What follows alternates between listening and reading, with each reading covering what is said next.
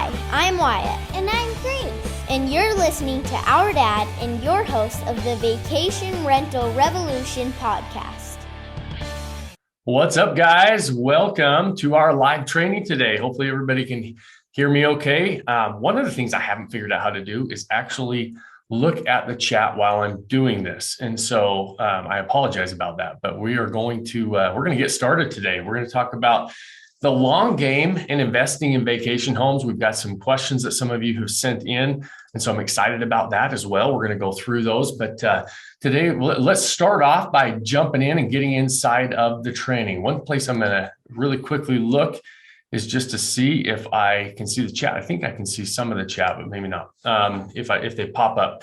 We also have our team member, my right-hand guy, Scott Marshall, is going to be in the Facebook group. So if those of you that are in the Facebook group, go ahead and answer. He's in there answering questions. If you have questions, he knows how to get them in front of me, and we'll make sure we get them answered.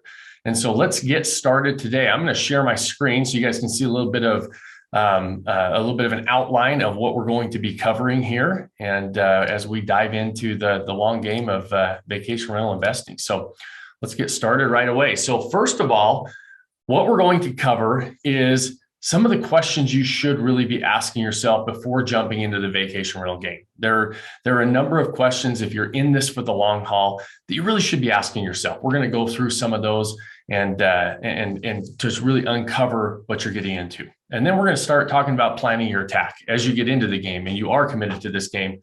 What does it look like? You know, what road are you going to run down? How do you know what road to run down? Then we're going to talk about avoiding the pit of procrastination, if I can talk clearly today. And so we'll go through that.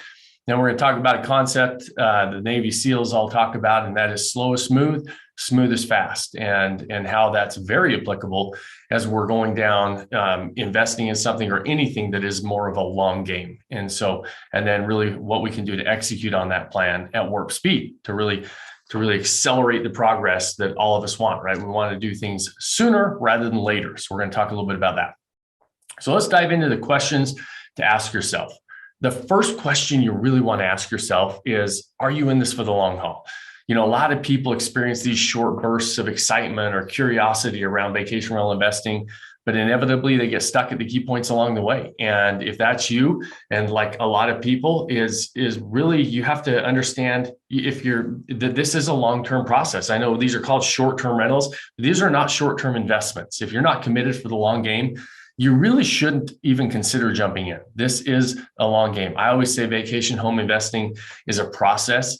It's not an event. And so you really have to decide, you know, why are you investing in vacation rentals instead of all your other options? You've got a lot of other options. If you're not into something for the long term, and vacation rentals are definitely a long-term investment, is you probably ought to look at some of your other options. You know, vacation rentals are a very unique asset class, and they have their pros and they have their cons, and you should be aware of what those pros and cons are as you decide, way before you decide to actually invest in them. You know, unfortunately, I see all the time where they jump into the game without the plan. They don't ask themselves, are they in it for the long term? And all of a sudden there's some bumps in the road. They start to realize some of those drawbacks of vacation rentals. And we'll talk about some of those today, but there are going to be drawbacks. And so if you're in it for the long term and you've got some staying power and you've got some grit, you're going to get past them. You're going to be just fine. This is a really fun asset class to own, but that doesn't mean everything's unicorns and rainbows all the time, right? And so you want to understand what those pros and cons are, and how they fit into your lifestyle, how they fit into your plan of why you're investing in anything. And maybe there's a better investment class, maybe there's not, maybe this fits perfectly, but really understanding it is critical. And so the next we're going to talk about, or the question you really should be asking yourself is, what is your experience level? You know, as you dive into this, how experienced are you? You might be in the real estate game for a long time. Do you have experience in a new asset class? Because vacation rentals even though a lot of vacation rentals are single family homes, their end use is something different than a lot of people are used to. And so you have to be realistic with yourself and honest with yourself of really auditing what your experience level really looks like and what you need to do to fill the gaps if you do have some gaps. And that's where really we're talking about today, is really kind of understanding that. What is your buying power? You know, I've had a couple questions come in about money available. What is your buying power right now? Is it going to increase? Is it going to decrease? What does it look like? Are you willing to cut out certain things to be able to increase your buying power? Sometimes we have to be a little more disciplined with some of the things we're spending money on, or the things that we're doing if we really want to build up that down payment or build up for that next acquisition. Markets are really hot right now. It does take some money to get into this game. It's unfortunately not an easy game to play with no money down. And I get that question all the time. So what is your buying power? If you don't have much of a buying power, it might not be the right asset class. But those are some questions we should be asking ourselves right in the very beginning, way before diving in. And then finally, what resources are you using to level up your game? Do you have do you have online forums that you're going to? You're joining our Facebook group and going to some of these trainings. That's a resource, right? What other resources are you doing to really level up your game and start to fill in those gaps of knowledge before you dive into the game and start to decide if vacation rental investing is the right fit for you. And that's a lot of why we're here, right? I'm not here to talk anybody into getting into the vacation rental game. I love this asset class. I can talk about it all day long, every day. Doesn't mean it's right for everybody. What I want people to do is decide, is this the right asset class for them? And if it is, to start to ask themselves some of those things that they don't know, right? A lot of times when we get into something new, we don't know what we don't know. And that's what I really hope to do with a lot of these trainings and some of the other things that we're doing, to provide resources to people. Obviously, we've got a paid mastermind group and a coaching program where we dive in even deeper into those to fill those gaps of knowledge and to really level up your game. And so after you start asking yourself those questions, really the most important ones, are you in it for the long haul? Where are you starting from? What are your resources? What are you doing to learn more about it? And are you willing to have that staying power and that grit to really see it through? So if the answer to those is favorable of yes, I want to do this and I'm willing to put in the work, I'm willing to gain the knowledge it takes to succeed in this game, and I am looking for a long-term investment, then we have to start talking about planning our attack. What does that look like? There's this myth of there's a straight line to success. From point A to point B, it's never a straight line. You never say, okay, my current situation to my desired situation, it's never a straight line. There's going to be different points and milestones along the way, and it's going to be, all over the place.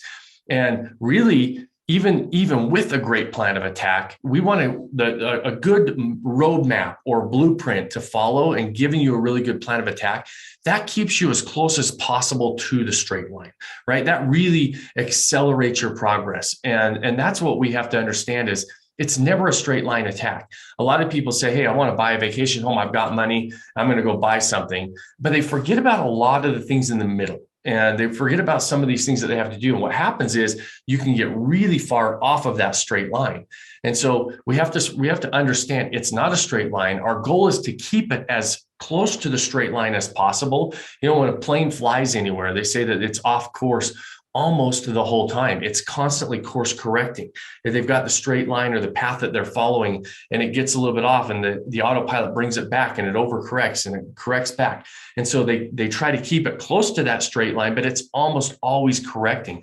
And that's our goal when we run down the road, is to correct faster than, do those constant auto corrections rather than getting way far off of that straight line. But we have to know what that looks like, right?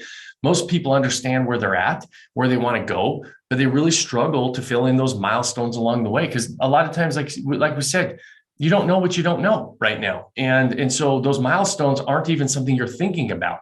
And so it's really important in the beginning to do that. And ask yourself, do you have a roadmap? Do you have a blueprint to follow? And I use the example of a contractor. Can you imagine a contractor going and building a home without a blueprint to follow? I mean, if they talk to the homeowner, they draw out their dream home, the architect gives them this picture of what they're going to build. The contractor might have built hundreds of homes.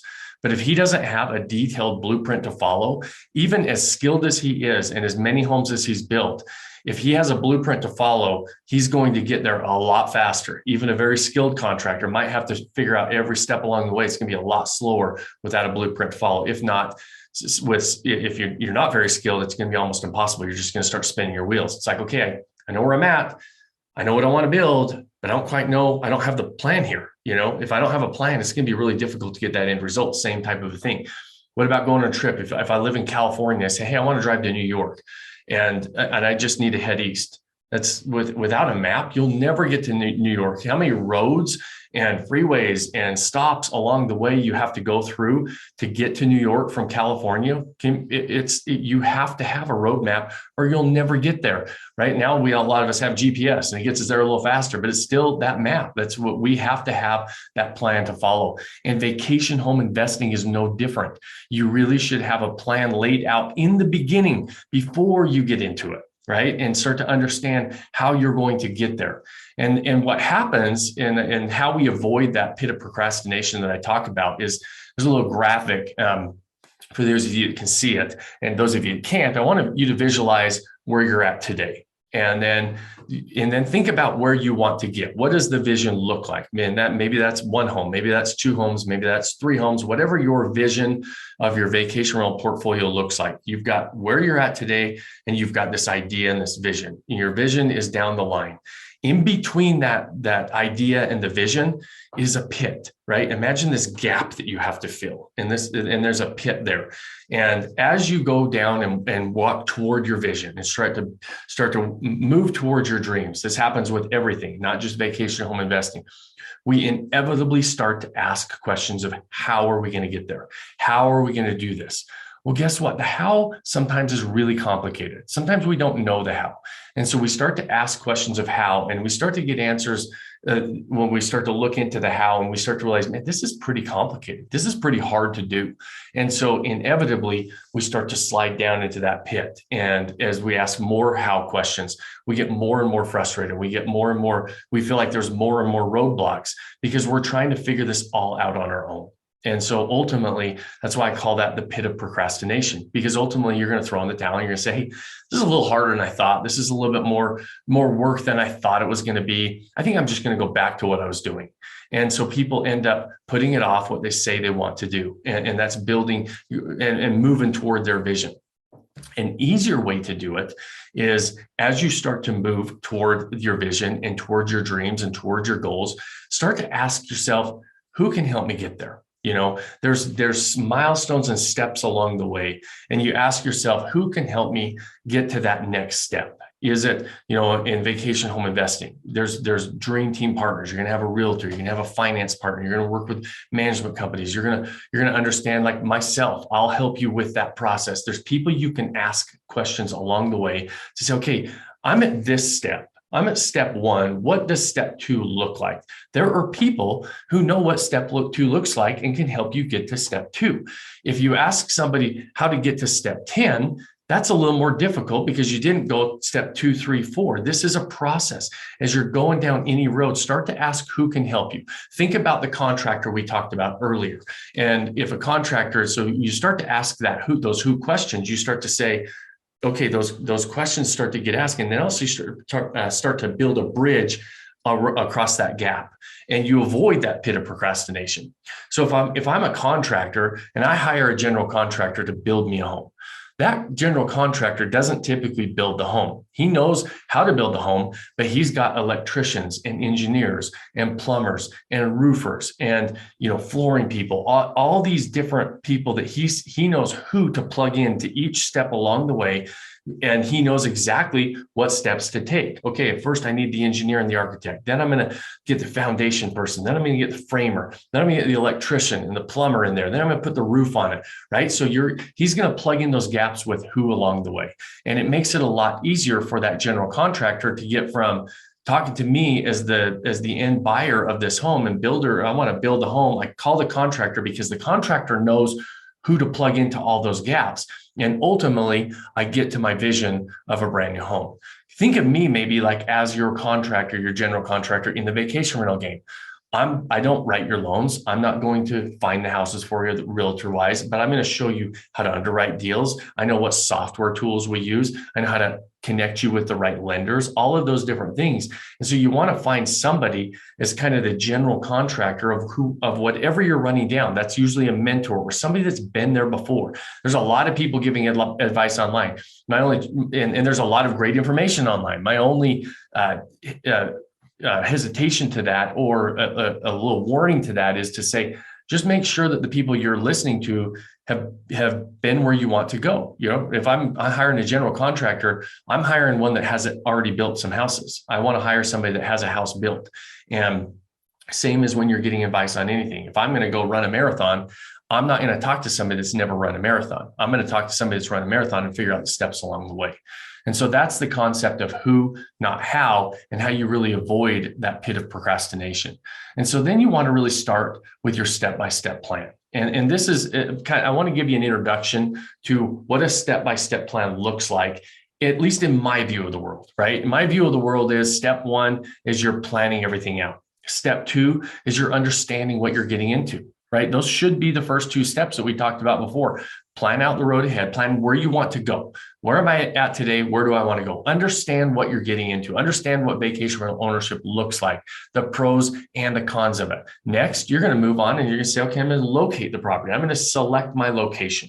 And I'm going to go through. There's a lot of steps in each one of these steps. They've got sub steps right along the way. Then after I select my location, I'm going to build my dream team. I'm going to find my partners. The next step is the acquisition phase. That's when I really start making offers and underwriting deals and analyzing deals. Next, I buy the property. Now I need to set up the property. What are the steps in that setup phase that I need to pay attention to? That's when we're going to deliver the unique experience and curate that fairy tale. Then we've got to figure out how to market the property, right? We're going to take it to the world and market it and see what kind of feedback we get. Step 8 is refine. We're going to refine the things. We're going to do more of what's working and refine some of the things that fell flat or weren't working very well. And then finally, when everything's working well and we've made those revisions, now we're going to maximize the asset. That's our 9-step process. And we've put that together. If you don't have a copy of my book, that whole plan is laid out. The copy of the book, What the Hell is a Lifestyle Asset? So go get a copy of the book. And that lays out your 9 steps. And then some of the sub steps at each one of those 9 steps. And those 9 steps take you through the acquisition phase, the setup and management phase, and ultimately the marketing phase. And so the point of that is now it's time to figure out what the plan looks like. If I'm in it for the long haul, I need to know what the roadmap looks like. I need to know what that blueprint looks like to get to my end goal. And the number one most important thing when you're going down any road is focus on the task at hand. If you're in the very beginning stages and you're in step 1 in the plan and understand phase, don't be trying to figure out the marketing phase, right? Don't jump forward and try to figure out how to analyze the property. You're not there yet. Figure out, and you know what the overall roadmap looks like. But if I'm driving from California to New York, I know, I map it out. I kind of know the area I'm going. I look where I'm going. But if I'm crossing the Sierra Nevadas, I'm not worried about what's going on in Nebraska on I-80, right? I'm worried about the task at hand right now, the snowstorm across the mountains that I'm going through, right? I'm going to focus on the task at hand, even though I know I've got the whole way to go and to make it to New York. Same is true with this process. If you're in the very beginning stages, if you're working with your lenders and you're figuring out your buying power and figuring out what you can do, don't worry about going down and how you're going to set up the property, how you're going to furnish the property. You're not there yet. So just focus on the task at hand, and that's going to help you get there a lot faster. And then finally, this concept of what I want to talk about is slow is smooth, smooth is fast. And this is one of my favorite phrases. It's from the U.S. Navy SEALs. And it's a reminder that the best way to move fast in any sort of setting, in any professional setting, anything you're doing, is to take your time, slow down, follow the plan, and do it right? Slow is smooth, smooth is fast. It's understanding the plan. It's focusing on the task at hand, and that allows us to move really fast. And it's a great saying. The Navy SEALs obviously operate in some of the most stressful situations, in some of the, they have to be so precise at what they're doing. And they always say slow is smooth, smooth is fast, because they understand exactly, they focus on the task at hand, and it allows them to move at a really quick pace. Many of our Vodyssey members are able to move very quickly with their vacation home investing. Sometimes we talk about case studies and success stories and everything else. They're able to have that really quick success is because they knew what they wanted. They developed a plan to get there. They partnered with the right people to help them. And then finally, they executed one step at a time. Even though it's a long-term process, even though there's 9 steps, if you're focusing on the task at hand, you can go from step 1 to 2 to 3 pretty dang fast, a lot faster, because I also talk to people on the other end of that spectrum that say, in fact, we're talking about the very first of the year, right? We're recording this in the beginning of the year. A lot of people have New Year's resolutions. They want to buy a vacation home by the end of the year, or by the summertime, or whenever that timeline is. Inevitably, last year, there were some people that we talked to that had the exact same goals, but they didn't put the plan in place. They didn't follow a step-by-step plan and focus on step 1 to 2 to 3. And inevitably, all they're doing is still talking about the end result. They knew what they wanted. They know where they're at. They know what they want, but they didn't focus on any steps to get there. And that's an overwhelming jump, right? Like running a marathon, it's really similar. You don't just go run 26 miles, right? There's very few people that could I don't know any that personally that can go run 26 miles. There's certain steps you're going to take along the way. You're going to have to do some training. You're going to have to understand what you're getting into. And even marathon runners, I've never run a marathon, so I'm not an expert on marathon running. I thought I'd use it as an example, but I talk to people who have run marathons, and they say they don't focus on, hey, I need to run 26 miles. They focus on, okay, I'm going to run 1 mile. Then what's the next milestone? Or, what it's going to be mile 2, maybe that's mile 3, right? They have steps along the way that they're focused on, and they focus on, when they're on mile 3, they're not focused on mile 23. They're focused on mile 4, and they get to mile 4. Now they focus on mile 5. And before they know it, they've got their 26 miles done. But it took some planning and training, and the whole, that running a marathon is not easy for any of them, right? They get done and they're exhausted. And sometimes when we decide we're going to do something new, it can feel like a marathon, right? These markets right now, these real estate markets are white hot. I tell people, especially during that acquisition phase, you're going to feel like you ran a marathon. You're going to feel like you came out of a 12-round heavyweight match. That's why I say, if you're not committed to the long haul, you're going to give up right out of the gate, because you're going to probably compete with multiple people on almost every house that you buy or that you put an offer on. And ultimately, you might lose out on 2 or 3 or 6. We have some members that didn't find a house until they made 7 or 8 offers before they found the right house. And so it is the long haul. And if you don't know that, okay, I'm in this stage, I'm at this step, I just need to focus on this step. If you're worried about the whole picture, it will be overwhelming. You'll throw your hands in the air and you're not going to do it. And so anything that's a long-term process, you want to break it into small, manageable pieces. And that's what we're talking about here. And then finally, you want to execute your plan at warp speed. That's how you execute at warp speed, is by taking massive action on one part of the process, on those bite-sized pieces, and you just take massive action to get that done. Then I'm going to focus all my energy and effort on step 2, and then all my energy and effort on step 3. That's how we do it. So again, if you're looking for a plan to follow, I laid out that 9 steps that we follow to get you from point A to point B and really get you through the acquisition phase, the setup and management phase, and the marketing phase in our book, What the Hell is a Lifestyle Asset? So you're not on your own, right? You've got a blueprint and a roadmap that you can be at least introduced to. And the book is a great outline of what that plan looks like. Now, is every detail in there? No, I couldn't have written a book that had every detail in there, but it's going to give you a really good idea of what that blueprint and roadmap looks like. And so I hope that's helpful, guys. I hope that's something that is valuable to you guys. I'm going to stop my screen share. I do have a couple questions, so let me stop the screen share here, and then I'm going to pull up my email and then see if we've got some questions here. So give me 2 seconds here. Hopefully, okay. So Kim sent me in a message, and I thought was a great question and very applicable to kind of what we're talking about. So Kim said, "What about city-imposed short-term rental restrictions? Do you just avoid those areas for short-term rentals? I'm in contract on a property that was marketed as a short-term rental potential, but upon digging in, I found that they are prohibited with a $1,500 a day fine." Pretty steep fine, right? Another area that I was looking at the same time, is exactly the same. Long game. Couldn't a city potentially enact a short-term rental ban on a property you had and thus affect your income on that property? How do you protect yourself against it? Well, first, Kim, it's a great question.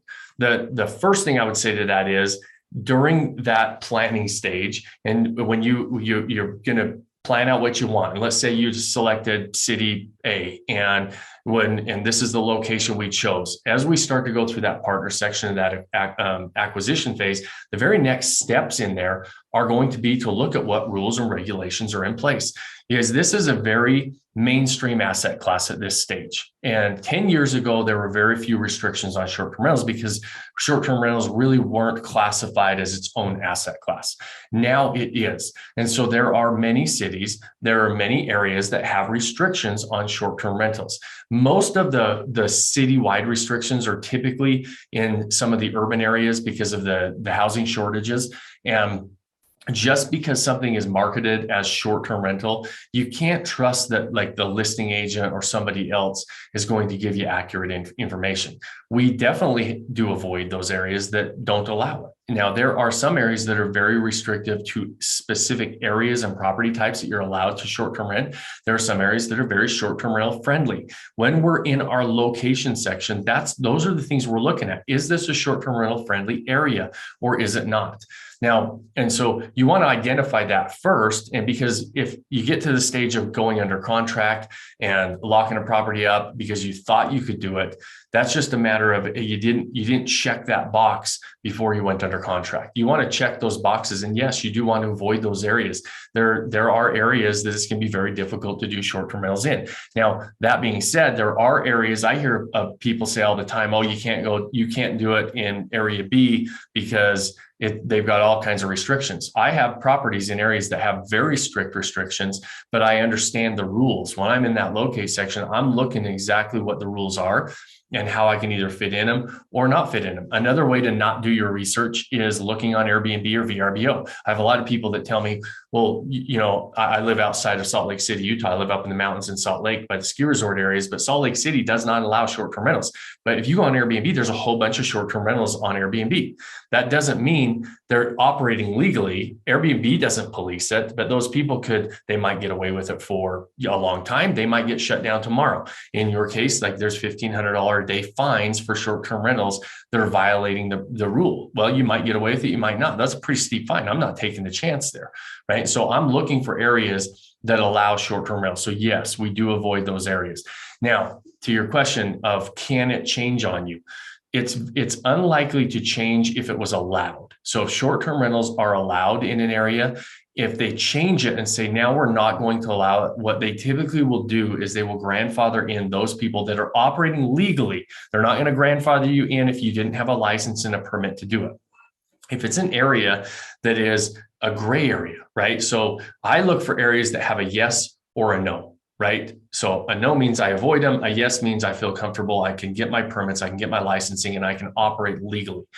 The gray area, there's fewer and fewer gray areas anymore where they haven't addressed it on a yes or a no. Those are still very risky areas because yes, you could buy something in there and it might, when it does get addressed, because it probably will if the short-term rentals become more and more popular, because most municipalities want to, even if they're going to allow them, they want to address the issue because they're going to put some licensing and permitting in place and they collect money from short-term rentals, right? So it's in their best interest to address it. Most areas are starting to address it. So I'm looking for a yes or a no. And the gray areas, yeah, that's risky. You want to avoid the gray areas as well, unless you want to roll the dice and see what happens. I typically look for areas that have a yes, that I can get licensed, I can get permits, because then that protects my long game. And so great question there. And I appreciate that, Kim. That was a good question. I think it's really applicable to everybody and really applicable to what we're talking about, not only about the long game, but to my point of really understanding the process, right? There's a point in that process, like we say, we don't know what we don't know sometimes. And sometimes we jump in the deep end and we don't quite know how to swim as fast as we might need to swim. And so that's one of those boxes that wasn't quite checked off before you went under contract. You really want to look at the area before you start to invest. And that's why it's the third step in my process. My third step is locate. We do plan our goals out, understand what we're getting into. The very next step is locate, because we don't want to spend a lot of time and effort if we choose a location that we can't do this in. So great question. Let me pull up my email here, and I know we had one more question come in. Um, let's see. And I thought this was a good one. This will be a fun one for everybody to chime in on. Here's a question from Christian. When should we sell, and when should we hold on to our new investment? It's a value. Also, when selling, is your valuation based on the rental income or the neighborhood comps? That's first a great question. I'm going to go to that one first. The second question first. Some areas will, if your buyer is getting an asset-based loan, and which is the property is going to be valued by the income that it generates. And some areas you can sell it basically as an asset. But it's going to be difficult for people to get an appraisal unless they're getting that type of a loan. So you have to keep both in mind. We actually look at both scenarios. And so what we end up doing in those scenarios is we're going to look at what the neighborhood comps are. Definitely have to look at that, because these are single family residents and most people are going to need to get an appraisal on the property. And so that's all that the appraisal is going to really look at. Now, at the same time, is a lot of these people are, if we're going to sell it as a short-term rental, we're selling a business, and there is value in a property that's producing at a high level. And so you really have that ability to up that amount. Now, the drawback of that is a lot of people, especially in these markets, will pay that additional income based on the income or the valuation based on the rental income. But they're going to have to come up with that cash typically between the gap of what it appraises for and what they're valuing it as an actual income producing asset. So yes, you can look at both of them. You might shrink your buyer pool a little bit because the buyers that are going to be paying you more based on the income producing capabilities of the property, they're going to have to cover an appraisal gap. And so but you can do both. And we try to do both. In fact, we buy properties sometimes, and I'm willing to pay more for properties when they're already producing and doing a really good job.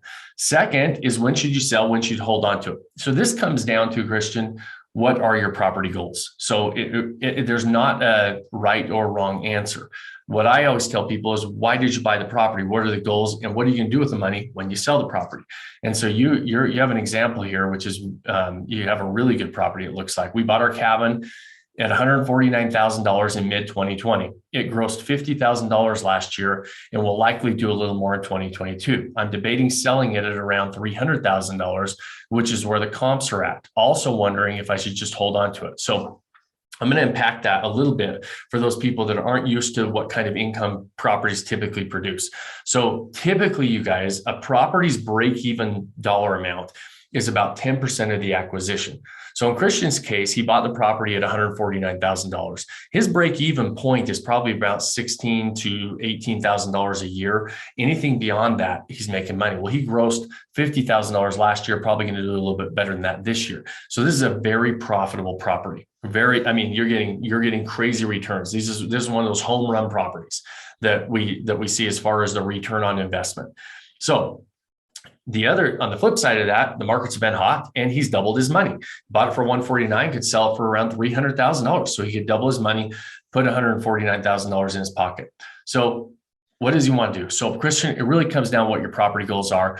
Are you hoping to take that $150,000 and is it going to go into another long-term investment? And if it is, I would challenge you to look at what you're going to put it into, because those returns you're getting on this property, as far as just a percentage of a return on investment, are very, very good. And they will be very hard to beat. And so I've seen thousands of deals, and very few $150,000 properties are grossing $50,000, because you're putting about a 25 to 35% cash on cash return net after all your expenses. You're probably even a little bit higher than that, just running up the numbers off the top of my head. And so it depends on what you're going to do. Again, property, we have one of our members that just asked the same question. I actually did it on my Instagram page. I said, what would you do? Same thing. Bought the property, $750,000. Property grosses about $220,000, and he nets almost $100,000 a year on the property, but he has an offer for $1.3 million. And so, he's essentially doubled his money. He could put $750,000 in his pocket, or he puts about $100,000 in his pocket every single year passively. And so what does he want to do? He only put $150,000 down on the property. So he's got all of his money back. This is just an asset that puts $100,000 in his pocket every single year. He asked the same question, what should I do? And it's just a matter of, what are you going to do with the money? Do you have something you want to do with that $150,000, or did you buy it for the long term and to have an asset that gives you that passive income? I posted on our Instagram account, and most people answered and said they keep it, and that is what I would do. But that's why I buy these types of assets. And so I also don't mind upgrading my assets. There's times where I will say, hey, I want to sell this property, I'm going to put it into another one, and hopefully be able to, and it's still going to be a long-term producing asset. And so those are all really good questions, and those are good problems to have, Christian. So congratulations on having such great property. That's awesome. As always, I appreciate you joining us live. If you're listening to this on a recording, or if you're listening to this and we're also going to record this, put it on our YouTube channel as a training. You can also post questions in there. Thanks, as always, for being a part of our world and joining us. And hopefully you're getting value out of this. If you know somebody else that would get value, invite them to join our groups. This is all free trainings for those of you that are in our world. And so we're hoping to bring that value. And I always say, as always, you guys, go do one thing. Pick one thing you can do today to go start living that life that you don't want to take a vacation from. Cheers, my friends. Thanks for joining us on this episode of the Vacation Rental Revolution podcast. Share this with other people you think need to hear about it. And don't forget to subscribe and leave us a review. Hey Grace, is there a website? Yes! For more amazing content and expert advice, visit Vodacy.com. Thanks for listening, and we'll see you on the next episode.